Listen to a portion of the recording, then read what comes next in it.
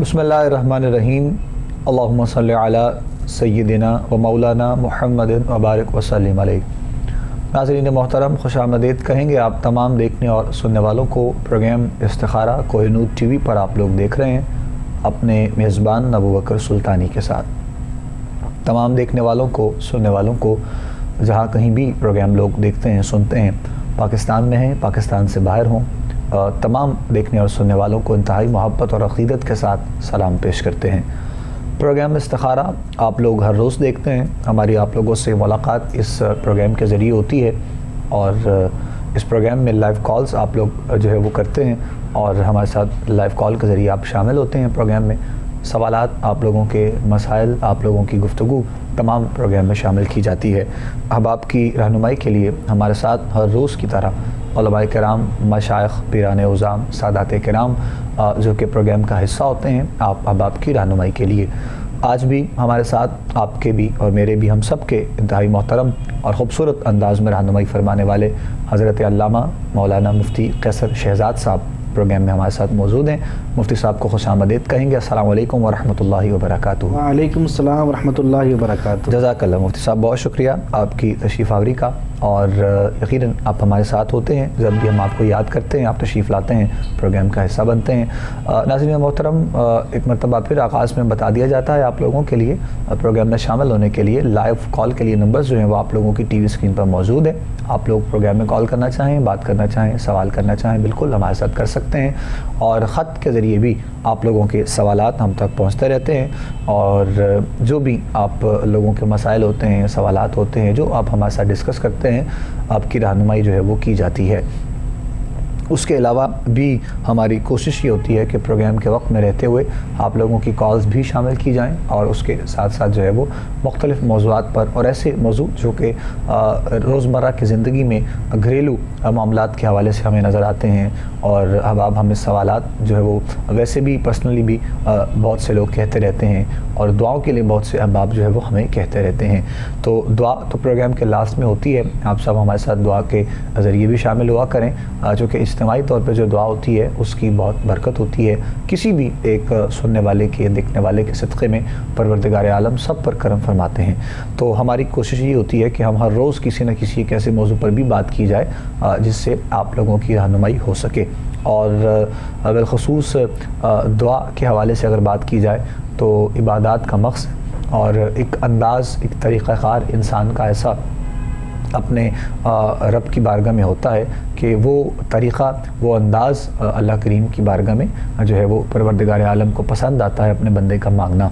लेकिन हमारे यहाँ मामला कुछ ऐसे है कि हम हर चीज़ में जैसे बहुत जल्दबाज़ी करते हैं, तो हम ऐसे मामलात में भी बहुत जल्दबाज़ी करते हुए जो है वो नज़र आते हैं कि नमाज की पाबंदी अगर करते भी हैं या नमाज पढ़ी जाती है तो बहुत जल्दी से सारे जो है वो नमाज के फ़राइज़ को पूरा किया जाता है। हालांकि उलमा और बुज़ुर्ग जो फरमाते हैं कि अगर कुरान है वो ठहर ठहर कर पढ़ा जाए तो उसकी तासीर, उसकी कैफियत एक अलग है। और अल्लाह की बारगाह में जो सजदा हमने करना है वो भी एक ऐसे अंदाज से किया जाए कि इंसान को ख़ुद महसूस हो कि वो उस बारगाह में झुक रहा है और फिर उस बारगाह से जो करम नवाजी होती है उसका एक अंदाज़ अलग होता है। तो इसीलिए इस तमाम चीज़ों को देखते हुए अगर बात दुआ की भी की जाए तो एक अजीब सा मामला हमारे यहाँ लोगों में देखने में आता है कि इबादत के बाद हम इस कदर मुख्तसर दुआ मांगते हैं कि शायद हमें अपने किसी जो है वो इबादत पर बहुत मान होता है उस बारगाह में। अगर मान होना चाहिए तो मान इस चीज़ पर हो कि हम बेशक हमारे दिल में जो है वो परवरदिगार आलम जानते हैं और हमें हमारे मुताबिक ही अता किया जाता है, लेकिन दुआ भी एक तरीक़ाकार है अल्लाह रब्बुल इज़्ज़त की बारगाह में मांगने का, इल्तिजा करने का, गुजारिशात करने का। तो दुआ के हवाले से आज हम मुफ्ती साहब से बात करते हैं कि ये जो मोमिन का एक शेवा है अल्लाह की बारगाह से मांगना, इल्तिजा करना, गुजारिशात करना और दुआ की सूरत में हाथों को उठाकर मांगा जाए और किस तरीक़े से, किस अंदाज से, इस पर थोड़ी सी बात करते हैं। फिर इंशाअल्लाह मज़ीद भी आगे चलेंगे। आज के प्रोग्राम में मुफ्ती कैसर शहज़ाद साहब से गुजारिश करूँगा आप गुफ्तगू का आगाज़ फरमाइएगा। बिस्मिल्लाह। بسم اللہ الرحمن الرحیم الصلاۃ والسلام علیک یا سیدی یا رسول اللہ وعلی آلک و اصحابک یا سیدی یا حبیب اللہ۔ بہت پیارا آغاز کیا ابو بکر بھائی آپ نے۔ اللہ تعالیٰ آپ کو، آپ کے انداز کو، آپ کی عقیدتوں کو سلامت رکھے۔ دعا کے بارے میں نبی اکرم صلی اللہ علیہ وآلہ وسلم کا جو ارشاد گرامی ہے، الدعاء مخ العبادہ، دعا عبادت کا مغز ہے، دعا عبادت کا مغز ہے۔ تو ہم ساری عبادت کرتے ہیں اللہ کو راضی کرنے کے لیے۔ تو جیسے انسان جب اجرت کرتا ہے، کوئی کام کرتا ہے تو اسے خوشی ہوتی ہے کہ اس کو اجرت ملے، تو یہ دعا بھی انسان کو جب کرتا ہے اللہ تعالیٰ قبول فرما لیتا ہے تو انسان کو راحت اور فرحت محسوس ہوتی ہے۔ جہاں تک بات ہے دعا کے آداب کی، تو وہ دعا جتنی خشوع کے ساتھ کی جائے، خضوع کے ساتھ کی جائے، اللہ تعالیٰ کی بارگاہ میں اپنے آپ کو یوں سمجھتے ہوئے جیسے میں اللہ تعالیٰ کی بارگاہ میں کھڑا ہوں، بارگاہ کے سامنے حاضر ہوں، پیش ہوں، اور اللہ جل قدوس جو ہے وہ مجھے خود سن رہا ہے، مجھے دیکھ بھی رہا ہے۔ ویسے بچہ اپنی ماں سے کوئی بات منوانے کے لیے بعض کا رو پڑتا ہے، بعض کا بلک پڑتا ہے، بعض کا ساتھ چمٹ جاتا ہے۔ تو ایسے ہی محبت میں اللہ نے بھی تو اپنی مخلوق کے ساتھ اپنی محبت کی جو مثال دی ہے وہ ماں کی محبت سے دی ہے نا، کہ میں اپنے بندے سے ماں سے زیادہ پیار کرتا ہوں۔ تو بندہ بھی جب دعا کرے ایسے سمجھے کہ میں اس بارگاہ میں دعا کرنے کے جا رہا ہوں جو ماں سے زیادہ پیار کرتا ہے، اور یہ گمان بھی رکھے کہ انشاءاللہ دعا جو ہے قبول ہوگی، دعا مقبول ہوگی، دعا جو ہے یہ مستجاب ہوگی، اللہ تعالیٰ اس دعا کو سن لے گا۔ جتنا یقین، جتنا تیقن، جتنے آپ مضبوط ارادوں کے ساتھ دعا مانگتے ہیں تو اتنا ہی وہ باری تعالیٰ آپ کی دعا کو جو ہے وہ قبول فرماتا ہے۔ جہاں تک بات ہے دعائیں قبول نہ ہونے کی، تو حدیث مبارکہ ہے جس کا مفہوم ہے کہ ایک انسان کو قیامت کے دن جو ہے وہ پیش کیا جائے گا اللہ کی بارگاہ میں، اور اسے دکھایا جائے گا کہ یہ تمہاری نیکیاں ہیں، اور وہ حیران ہوگا کہ میں تو ایک گناہ گار شخص تھا، یہ کیسے ہو گیا کہ میری اتنی نیکیاں جمع ہو گئیں۔ تو اس سے بتایا جائے گا کہ زندگی میں تو نے بہت سی دعائیں کیں جو بارگاہ الہی میں مقبول نہ ہوئیں، قبول نہ کی گئیں۔ ان دعاؤں کے مانگنے اور ان کو قبول نہ ہونے پہ اللہ تعالیٰ نے تمہیں یہ اجر دیا ہے۔ تو روایت میں آتا ہے کہ وہ شخص اس وقت تمنا کرے گا کاش زندگی میں میری کوئی دعا قبول ہی نہ ہوتی، لیکن ہمیں حکم ہے دعا کرنے کا، ہمیں حکم ہے دعا کرنے کا۔ اللہ قرآن پاک فرماتا ہے فَإِذَا سَأَلَكَ عِبَادِي أَنِّي فَإِنِّي قَرِيب، اے میرے حبیب جب تیرے بندے تجھ سے سوال کرتے ہیں، آپ سے پوچھتے ہیں میرے بارے میں، تو فرمائیے فَإِنِّي قریب، میں قریب ہوں، اجیب دعوت الداعی اذا دعان، دعا قبول کرتا ہوں دعا کرنے والے کی جب وہ دعا مانگتا ہے۔ تو اللہ دعا قبول بھی فرماتا ہے، بعض اوقات کسی مصلحت کے تحت اس میں ہماری ہی بہتری ہوتی ہے۔ قرآن پاک میں ہے نا، اللہ فرماتا ہے کہ بعض اوقات عسیٰ ان تکرہوا شیئا وہو خیر لکم، بعض اوقات ایسا ہوتا ہے کہ آپ کسی چیز کو پسند نہیں کر رہے ہوتے اور وہ آپ کے لیے بہتر ہوتی ہے، وعسیٰ ان تحبوا شیئا وہو شر لکم، اور بعض اوقات ہوتا ہے کہ تم کسی چیز کو پسند کرتے ہو لیکن تمہارے لیے وہ نقصان دہ ہوتی ہے۔ تو اللہ تعالیٰ بعض اوقات ہماری دعاؤں کو قبول نہیں فرماتا، اس میں اسی بارگاہ کی حکمتیں ہوتی ہیں، لیکن یہ ذہن میں رکھیں اللہ تعالیٰ جو فرماتا ہے ہمارے لیے بہتر فرماتا ہے، بٹ ہمیں حکم مانگنے کا ہے، ہمیں حکم مانگنے کا ہے، ہمیں مانگنا چاہیے، سرکار کے وسیلے سے مانگنا چاہیے۔ اور یہ بھی ہمیں دعا مانگنے کا ادب جو ہے یہ بارگاہ مصطفی صلی اللہ علیہ وسلم سے ہی جو ہے وہ ملا ہے، وسیلے سے مانگنا، نیک بندوں کے وسیلے سے مانگنا، جیسے کہ حضرت زکریا علیہ السلام، ہاں جی، وہیں پہ جہاں پہ حضرت مریم علیہ السلام کے لیے جو ہے وہ پھل جب انہیں دیکھے ان کے پاس بے موسم پھل، ہیں جی، تو وہیں پہ دعا مانگی۔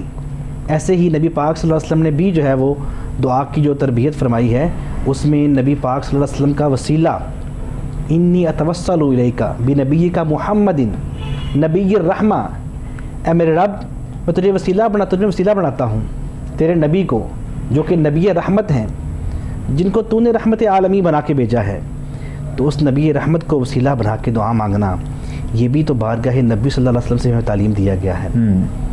اب آقا دو عالم صلی اللہ علیہ وسلم کی ایک اور جسم مبارکہ ہے، ایک شخص کے بارے میں آپ فرماتے ہیں کہ ایک شخص پراگندہ حال اپنے رب سے جو ہے وہ ہاتھ اٹھا کے دعا مانگتا ہے اور کہتا ہے یا ربی اے میرے رب۔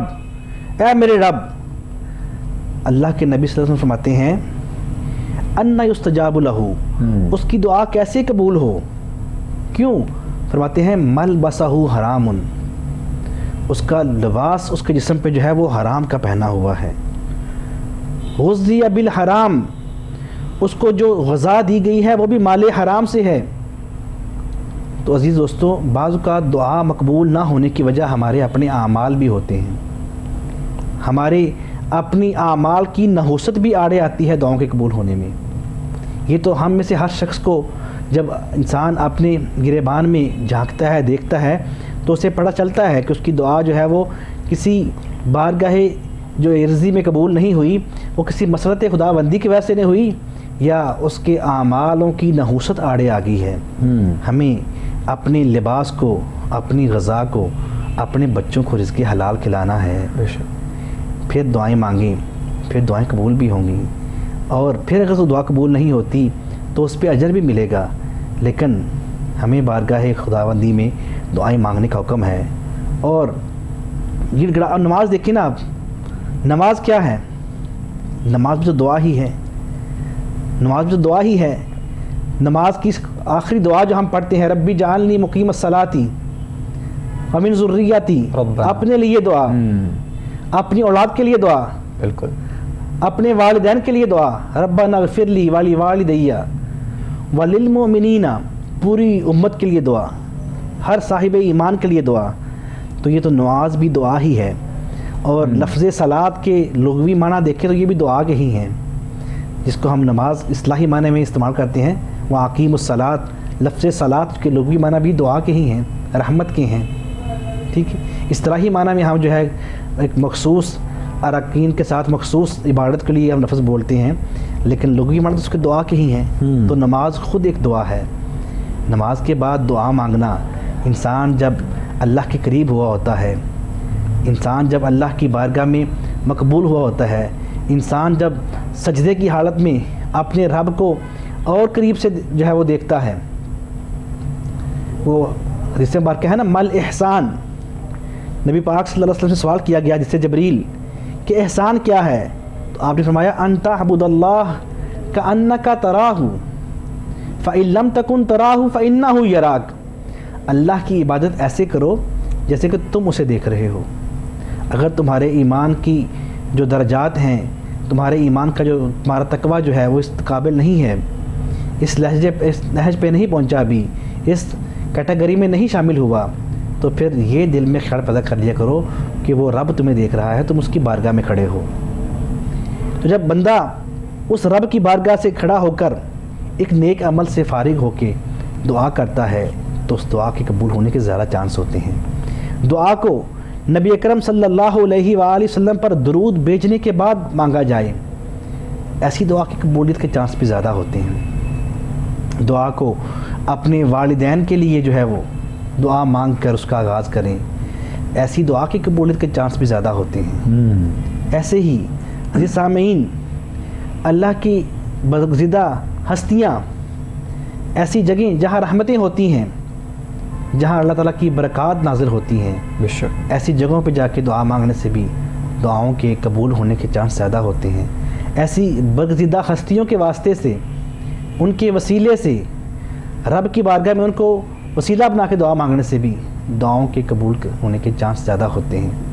آئیے ہم اپنے رب سے مانگیں، وہ رب دینے والا ہے، وہ رب تو ہے ہی وہاب، عطا کرنے والا، اس کی بارگاہ میں کس چیز کی کمی ہے؟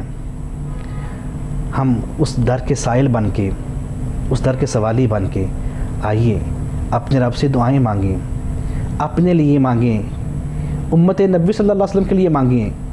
خود نبی اکرم صلی اللہ علیہ وآلہ وسلم جس امت کے لیے دعائیں مانگتے رہے، ربی حبلی امتی کی صدائیں لگاتے رہے، آئیے ہم خود مصطفیٰ جان رحمت کی آنکھوں کی ٹھنڈک بن کے نماز پڑھ کے دعائیں مانگیں۔ جب نماز پڑھتے ہیں تو آپ نبی اکرم صلی اللہ علیہ وسلم کی آنکھوں کی ٹھنڈک تو بنتے ہی ہیں، اپنے والدین کو بھی دعاؤں میں یاد رکھتے ہیں، اپنے لیے بھی کرتے ہیں، اپنے بچوں کے لیے بھی کرتے ہیں، اپنی اولاد کے لیے بھی کرتے ہیں۔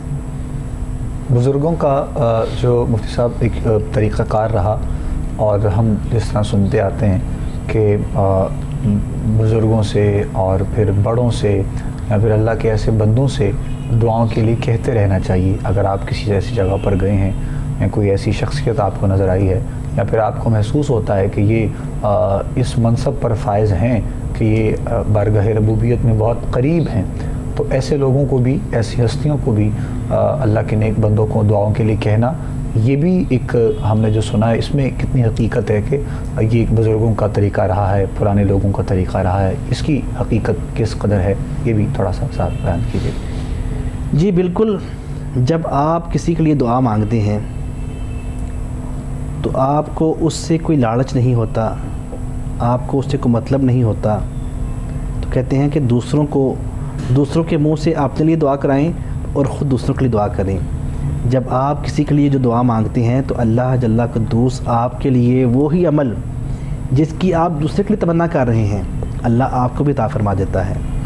اور ایسے ہی وہ اللہ تعالیٰ کے زیادہ قریب ہستیاں، برگزیدہ ہستیاں، نبی اکرم صلی اللہ علیہ وسلم کے پاس صحابہ کرام آتے دعا کروانے کے لیے، یا رسول اللہ صلی اللہ علیہ وسلم دعا فرما دیجیے۔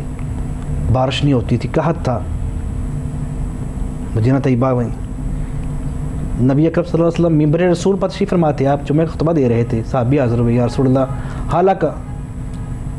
ہلاک ہو گئے، مال ہلاک ہو گئے، مال مویشی ہلاک ہو گئے، ہم ہلاک ہو گئے، پانی کا قحط، گرمی شدید، اللہ سے دعا فرمائیے اللہ بارش فرما دے۔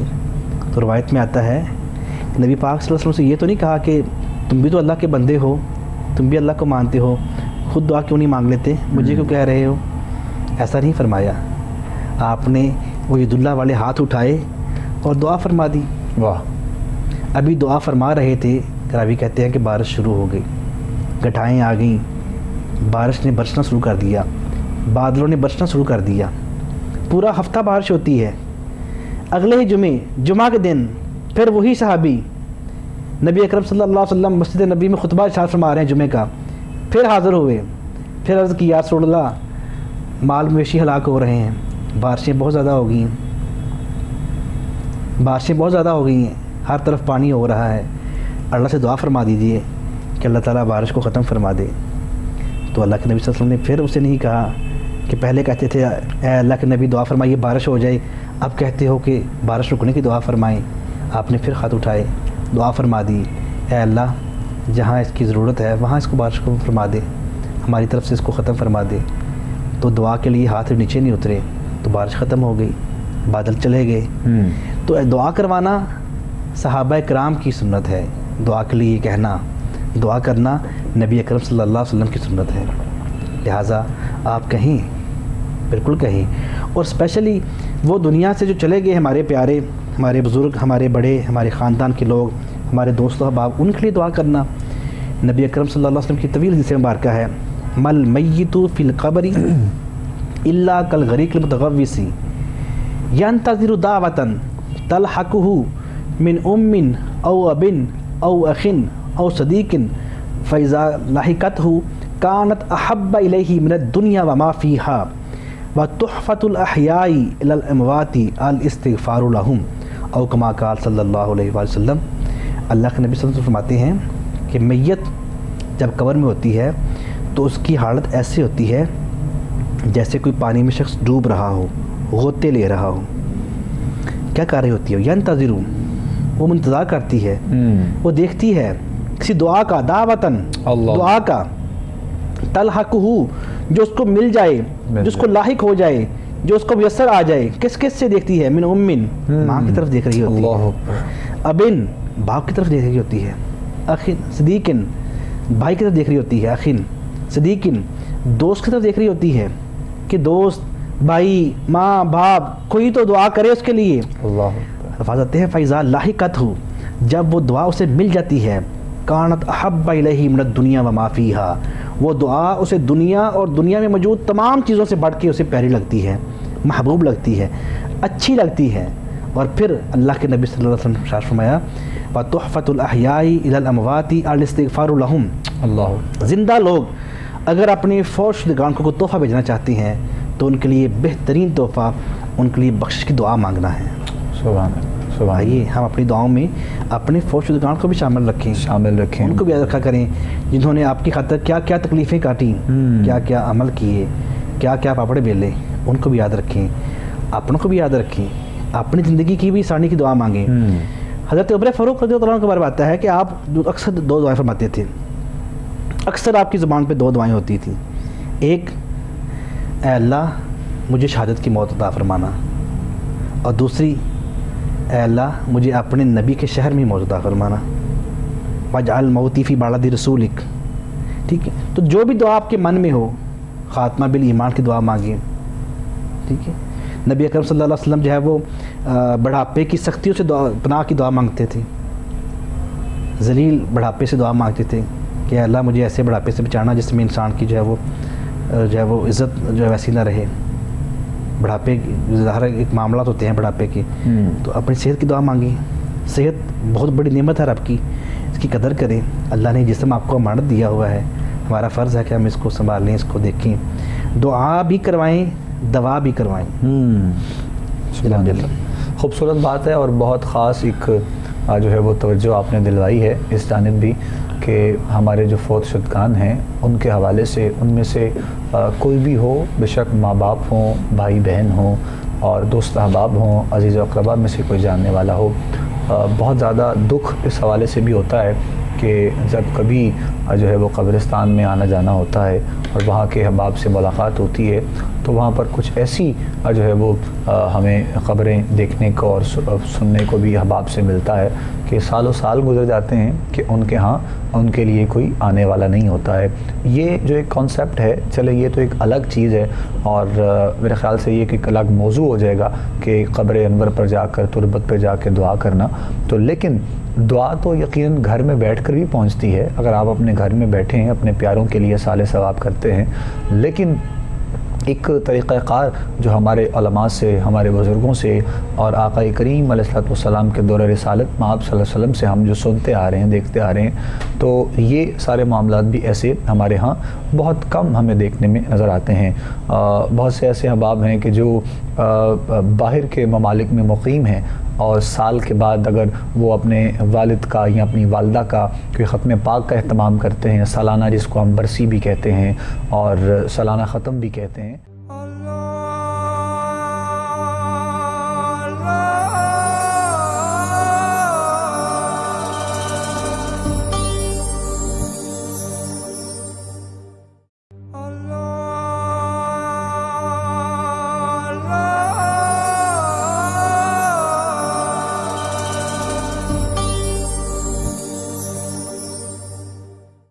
ایسی چیزیں مفتی صاحب دیکھنے میں آتی ہیں کہ وہ بس ایک ذمہ داری اتنی سمجھتے ہوئے وہاں سے کچھ پیسے بھیجتے ہیں اور کسی جگہ پر جو ہے وہ پیسے وہاں پر ان کے استعمال کر دیے جاتے ہیں اور ان تک یہ بس پیغام پہنچتا ہے کہ آپ کی والدہ کے لیے یا والد کے لیے دعا کروا دی گئی ہے.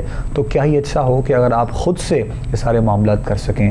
اور اب تو دنیا کے کسی بھی کونے میں بیٹھ کر آپ بہت کچھ کر سکتے ہیں، لیکن حقیقی معنوں میں بات صرف اتنی ہے کہ وہ جو ایک محبت ہے، وہ جو ایک عقیدت ہے اپنے پیاروں کے لیے، ان کے ایصال ثواب کے لیے، ان کے فاتح خانی کے لیے، وہ ہمارے دلوں میں ہونی چاہیے اور اس کا ایک انداز اور طریقہ کار. جی آپ شاید کچھ کہنا چاہ رہے ہیں. انفارچونیٹلی بدقسمتی سے ہم نے اس کو رسم بنا دی ہے، رسم بنا لی ہے. ہم سمجھتے ہیں کہ وہ ہم پیسے بھیج کے یا رسم کے طور پہ رسم پوری کر دیں گے اور ہم پورا ہو گیا، اس سے ہمارا رسم پورا ہو گیا ہے. بھائی وہ آپ ان کے جگر کا ٹکڑا ہیں، انہوں نے آپ کو اپنا جگر کا خون پلا کے پالا بوسا ہے. جو دکھ، جو تکلیف، جو احساس ان کا آپ کو ہے وہ کسی اور کو کیسے ہو سکتا ہے؟ اور یہ اور بات بڑی حیرت انگیز ہے، میں سوچتا ہوں بعض کا اس پہ ہو کر بھائی کہ ہم کیسی جو ہے وہ کتنے جو ہے وہ خود غرض قسم کی اولاد پائے گئے ہیں ہمارے میں حاصل قوم، کہ ہم اپنے ماں باپ کی کمائی ہوئی وراثت تو ہم کھائیں، ان کی زمینیں جائیداد، ان کا پراپرٹی، ان کا بینک بیلنس وہ تو ہم یوز کریں، لیکن ہم دعا کے لیے چاہتے ہیں کہ دعا ہم قرآن خوانی بھی خود نہ کریں، اس کے لیے بھی ہم کوشش کریں کہ ادھر ادھر لوگوں کو اکٹھے کریں، وہ قرآن خوانی کریں. ایون کے بعد قرآن خوانی ہو رہی ہوتی ہے تب بھی بیٹھ کے قرآن نہیں پڑھتے، کھڑے رہتے ہیں دوستوں کے مہمانوں کو ریسیو کر رہے ہیں، مہمانوں کو ریسیو کر رہے ہیں. بالکل بھائی آپ کے والدین ہیں، آپ ان کے لیے خود قرآن خوانی کیوں نہیں کر سکتے؟ خود کریں، بالکل ایسے. ہمیں یہ عمل ان کے لیے خود بھی کرنے چاہیے. نو ڈاؤٹ اس سالے صاحب کی محفل کرنا یقیناً عمل ثواب ہے، لیکن اس کو رسم بنا دینا اور خود اس میں بالکل شریک نہ ہونا، یہ چیزیں بڑی تکلیف دہ ہیں. آپ کے والدین ہیں، آپ ان کے لیے دعا کریں، اور آپ جتنے دکھ سے، جتنی انہماک سے، جتنی آپ گہرائی سے جا کے ان کے لیے دعا کریں گے، اتنی کوئی اور تو نہیں کر سکتا. اتنی زیادہ جو دکھ آپ کو ہے ان کے بچھڑنے کا، جو آپ کو اگر خدا نخواستہ وہ عذاب میں ہے تو جو اگر آپ کو ان کی وہ تکلیف ہے وہ کسی اور کو تو نہیں ہو سکتی. اور اس کے علاوہ بھی صاحب ایک حقیقت جو حقیقت پر مبنی ہے اس کو بھی تسلیم اس انداز میں کرنا چاہیے کہ آپ سارے کام، دنیا کی ہر چیز، تمام معاملات پیسے دے کر کر سکتے ہیں، کروا سکتے ہیں، اللہ نے اگر آپ کو اتنی توفیق دی ہے، لیکن اپنی ماں کے لیے یا اپنے باپ کے لیے یا اپنے بھائی اور اپنی بہن کے لیے اگر اس طرح کے معاملات آپ کسی کو دے کر کرواتے ہیں تو یہ یاد رہے کہ وہ بھائی آپ کا ہے، وہ ماں آپ کی ماں ہے، وہ بہن آپ کی بہن ہے، وہ باپ آپ کا باپ ہے، وہ ان کا باپ نہیں ہے جن کو آپ پیسے دے کر کروا رہے ہیں. تو آپ کو اس چیز کی کوئی گارنٹی دیتا ہے کہ وہ اس معیار پر دعا پہنچتی ہے، اس معیار پہ بلندی پر وہ ایصال ثواب پہنچتا ہے کہ جو آپ کسی کو کچھ دے کر کرواتے ہیں؟ جی بالکل. اس حوالے سے بھی اس کو یقیناً اسی لیے تو حکم ہے کہ اگر بیٹا اس قابل ہو کہ وہ باپ کا، ماں کا یا کسی عزیز کا زیادہ خود پڑھا سکے تو اسے چاہیے خود پڑھائے. ٹھیک ہے، بالکل. تو ایسے ہی ہمیں یہ چیزیں خود بھی دیکھنے کی ضرورت ہے کہ جو ہے نا ہم ہر چیز کے لیے جو ہے وہ ایسے ہی. ایک اور چیز ہے اپنا بکر بھائی، یہ ضمناً بات آ رہی ہے کہ فیملی میں کسی کو خدا نہ خواستہ سرجری کے لیے یا کسی اور معاملے کے لیے بلڈ کی ضرورت پڑتی ہے نا، تو ہمارے ہاں کیا ہوتا ہے، لوگ موسٹلی بھاگتے ہیں مدارس کی طرف، مدارس کی طرف، جی مسجد و مدرسے میں جا کے اعلان کروائیں کہ بلڈ کی ضرورت ہے. بھائی خاندان کے لوگ کہاں چلے گئے؟ خاندان کے لوگ کہاں ہیں؟ اللہ اکبر. آپ کو نہیں دکھ درد تکلیف اپنی کسی بہن کی، بھائی کی، عزیز کی جو ہاسپٹل میں تکلیف میں ہے، تو آپ کو نہیں اس کے دکھ میں شریک ہونا؟ اپنا بلڈ ہم کیوں نہیں دیتے؟ نو ڈاؤٹ جو بھی دیتا ہے اس کو ثواب ہوتا ہے، جو ڈونیشن دیتا ہے اس کو اللہ کے ہاں اجر ملتا ہے. ٹھیک ہے، یہ صدقہ جاریہ ہے کہ آپ کسی کی جان بچانے کے لیے جو ہے وہ عمل کرتے ہیں، کرنے والے کو اجر ملتا ہے. لیکن ہم خود کیوں نہیں کرتے؟ ہم اپنے باپ، اپنے بھائی، اپنے بیٹے، اپنے عزیز کو ہم خود بلڈ کیوں نہیں دیتے؟ جی یہ چیزیں ہمیں سوچنے کی ضرورت ہے، ان چیزوں پہ ہمیں سوچنا چاہیے. ایسے ہی ہم خود دعا کیوں نہیں کرتے؟ ہم خود قرآن کیوں نہیں پڑھتے؟ ہم خود نماز کیوں نہیں پڑھتے؟ بھائی ہم نماز پڑھیں گے تو ان کے لیے دعا ہوگی نا. نماز پڑھیں گے تو نماز میں آٹومیٹکلی ان کے لیے دعا آ جائے گی، اور نماز کے بعد تو ہاتھ اٹھائیں گے نا آپ، ہر نماز کے لیے دعا ہو جائے گی. یعنی وہ اس انداز میں ہوتا ہے کہ نماز اگر کسی نے پڑھنی ہے، یعنی ہم نے اگر دعا کروانی ہے تو وہ بھی ہم کہہ کے کرواتے ہیں، اور اگر ہم چاہتے ہیں کہ ہماری والدہ کے نام کا، ہمارے والد کا نام کا کوئی حج کرے، کوئی عمرہ کرے، تو اس کے لیے بھی لوگ پیسے بھیج دیتے ہیں کہ ہمارے والد کا نام کا آپ عمرہ کر دیں. اگر اللہ نے آپ کو اس قدر جو ہے وہ نوازا ہے تو اس کی کوشش اور جد و جہد آپ خود کیوں نہیں کرتے ہیں؟ آپ خود سے جائیں، خود یہ سعادت حاصل کریں. جی بالکل، آپ خود کریں. اور اگر آپ کسی بیماری کی وجہ سے، کسی تکلیف کی وجہ سے مجبور ہے، پھر آپ کسی کو دیتے ہیں تو یقیناً اس کا ثواب انہیں پہنچے گا، جو کرتے ہیں وہ پہنچے گا. لیکن جو ہے نا کہ آپ کو پہلی آپشن آپ خود ہیں، آپ خود کو کرنا چاہیے اس معاملے. بالکل ایسے ہی ہے. اور پھر ہمارے ہاں یہ بہت خاص چیز دیکھی جاتی ہے، اور کوشش ہماری طرف اصل میں نہیں ہوتی ہے کہ اگر چلیں کوئی ایسا معاملہ ہے بھی، ہو بھی گیا ہے، تو ہم بہت زیادہ جو ہے وہ شارٹ کٹ اس معاملے میں بھی ڈھونڈتے ہیں کہ بس ٹھیک ہے فلاں بندے کو یہ چیز دے دی جائے، فلاں بندے کو ساتھ یہ معاملہ کر دیا جائے. حالانکہ اگر ہم یہ کوشش کریں کہ صحیح معنوں میں کون حقدار ہے اس چیز کا، اگر ہم نے صدقہ و خیرات کسی تک پہنچانا ہے تو وہ اس کا حقدار ہمیں کون نظر آتا ہے، اگر ہم نے کوئی ذمہ داری کسی تک کوئی پہنچانی ہے کسی حوالے سے کوئی معاملہ، تو اس میں بھی ہمیں تھوڑی سی جدوجہد کرنی چاہیے، کوشش کرنی چاہیے. ہم دیکھیں یہ سارے معاملات کہ یہ حقیقت میں یہ بندہ حقدار ہے یا نہیں ہے. یہ ساری چیزوں کو ہمیں دیکھنے میں بہت چھوٹی چھوٹی لگتی ہیں، لیکن حقیقت میں یہ ہوتا ہے کہ ہم جو ہے وہ ان سب چیزوں کو کرتے ہوئے اپنے لیے مسائل اکٹھے کر رہے ہوتے ہیں. اللہ کی بارگاہ میں دیا جائے ضرور دیں, اللہ تعالیٰ نے آپ کو دیا ہے, اس کو بانٹنا چاہیے, تقسیم کیجئے, لیکن حقیقی معنوں میں جو کام پہلے انسان خود کرتا ہے پھر ہی اس کو اندازہ ہوتا ہے, پھر ہی وہ محسوس کرتا ہے کہ اس کی کیفیت, اس کا انداز, اس کا طریقہ کار کیا ہو سکتا ہے. اللہ کریم کی بارگاہ میں دعا ہے پروردگار عالم توفیق عمل ہم سب کو عطا فرمائے جو سنا ہے. دعا کروائیں گے آخر میں انشاءاللہ ہم, دعا بھی ہی بات ہوئی اور دعا کے ساتھ ہی اختتام کی جانب بڑھیں گے. آپ سے ملاقات رہے گی انشاءاللہ پروگرام استخارہ میں ہی. اپنا بہت سا خیال رکھیے گا, ہمیں بھی دعا میں یاد رکھیے گا. مفتی صاحب دعا فرمائیں گے اور ہم آپ سے رخصت لیں گے انشاءاللہ. بسم اللہ. اللہم صلی علی سیدنا و مولانا محمد وعلی آل سیدنا و مولانا محمد بعدد من صلی وسام. ربنا آتنا فی الدنیا حسنۃ وفی الآخرۃ حسنۃ وقنا عذاب النار. آمین. اللہم ارحم علی حالنا ولا تنظر الی سوء اعمالنا. یا رب العالمین ہم سب کے حال پہ رحم فرما. باری تعالیٰ ہم گناہ گار ہیں, سیاہ کار ہیں, گناہوں کے لت پت میں ڈوبے ہوئے ہیں. اپنے حبیب صلی اللہ علیہ وسلم کے صدقے سے ہم ان کی امتی ہیں. باری تعالیٰ ہماری دعاؤں کو قبول فرما. یا ارحم الراحمین پریشان حالوں کی پریشانیاں دور فرما. بے اولادوں کو نیک سال زندگی والی اولاد عطا فرما. باری تعالیٰ جو شادیوں کے لیے پریشان ہیں ان کے لیے نیک اسباب مہیا فرما. جو بہنیں بیٹیاں باری تعالیٰ جو بھائی دوست شادیوں کے لیے پریشان ہیں ان کو نیک اسباب مہیا فرما. یا رب العالمین جو بے گھر ہیں ان کے لیے اپنے گھر کے اسباب مہیا فرما. آمین. یا ارحم الراحمین یا رب العالمین جو مومنین مومنات مسلمین مسلمات دنیا فن سے چلے گئے ہیں ان کی بخشش کی دعا کرتے ہیں, قبول فرما. ان کی قبروں پہ کروڑوں رحمتوں کا نزول فرما. ملک پاکستان کی خیر فرما. باری تعالیٰ اس کو معاشی بحران سے باری تعالیٰ کامیابی سے نکلنے کی توفیق عطا فرما. اس بھنور سے نکلنے کی توفیق عطا فرما. باری تعالیٰ لوگوں کے لیے حکمرانوں کو آسانیاں کرنے کی توفیق عطا فرما. باری تعالیٰ کوہ نور کی پوری ٹیم, استخارہ پروگرام کی پوری ٹیم سب کی خیر فرما. ہم سب کے مال جان عزت آبرو کی خیر فرما. آزمائشوں امتحانوں ناگہانی آفات سے ہم سب کو محفوظ و معمور فرما. صلی اللہ تعالی علی رسولہ خیر خلقہ محمد وعلی آلہ وصحبہ اجمعین برحمتک یا ارحم الراحمین.